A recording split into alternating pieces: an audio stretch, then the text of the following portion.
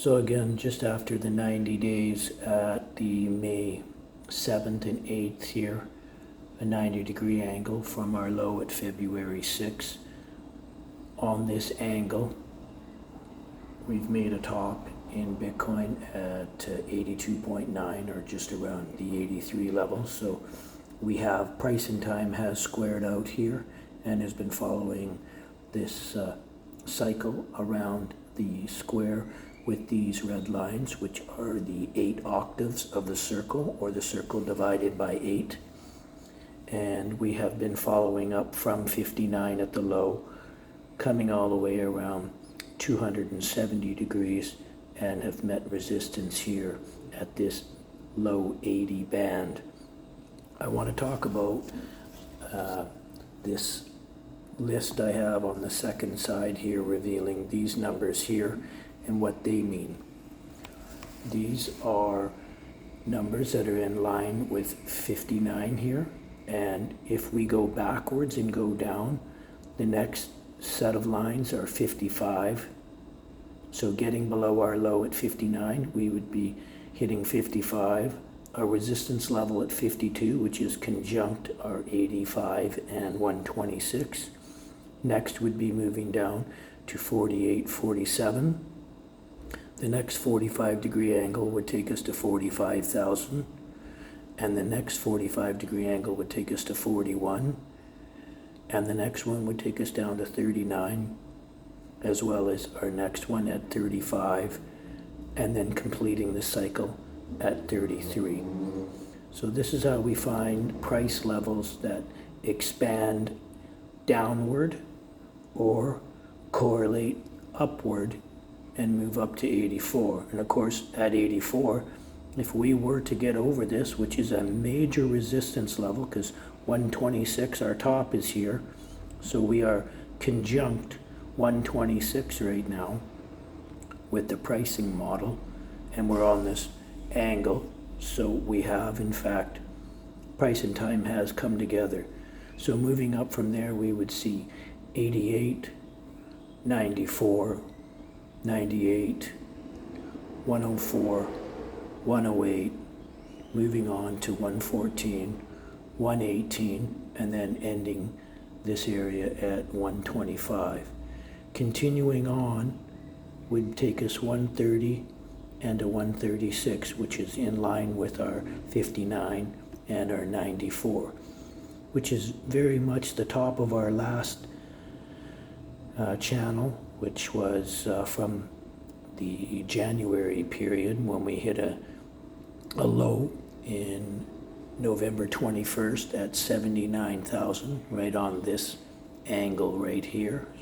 So just keep in mind that these targets and price points and pressure points in time, we need to watch them as we approach the time frame of these angles, as well as where we approach the numerical values, and if they make themselves either a 180 or a 90 or a 135 degree angle, we can see that they would be making a change in trend.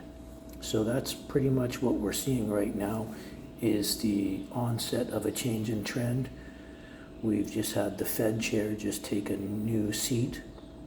Typically after a new Fed, the market is reels from the pain of what those reports state in the wording about the Clarity Act and the voting on these bills. So look for some major volatility. Let's carry on now with our square, and let's take a look at what we can see next.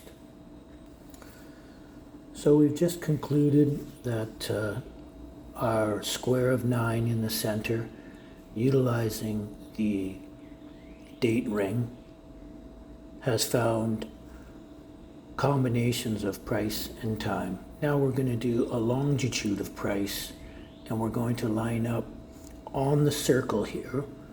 So we're going to now just shift our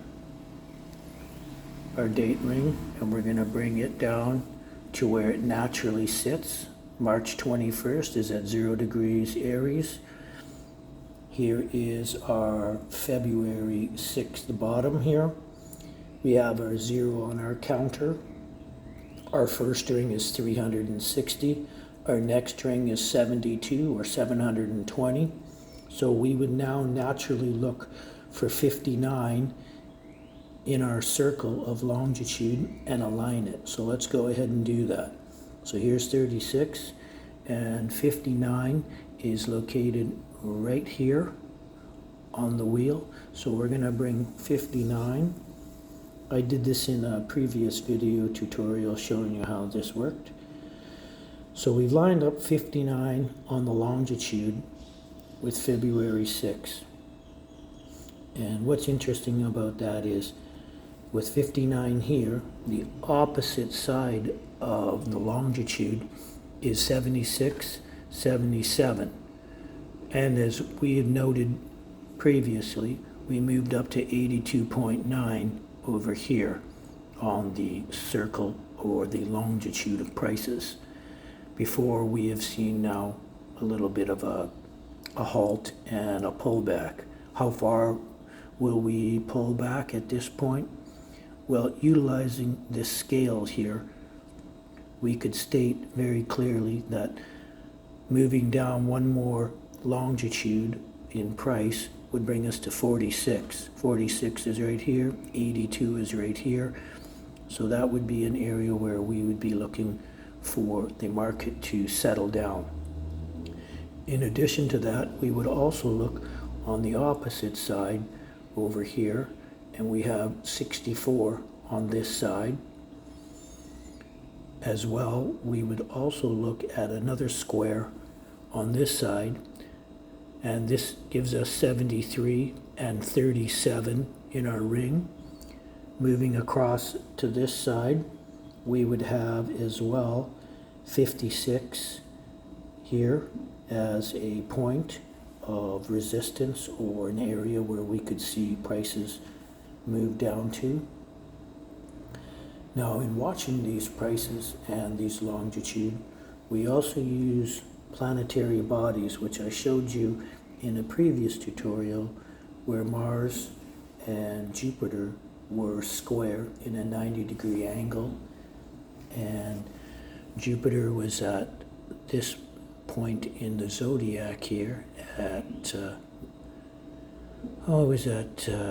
19 degrees of Cancer. I don't like the word Cancer in the way that we describe this, but that's the name that is given to this sign.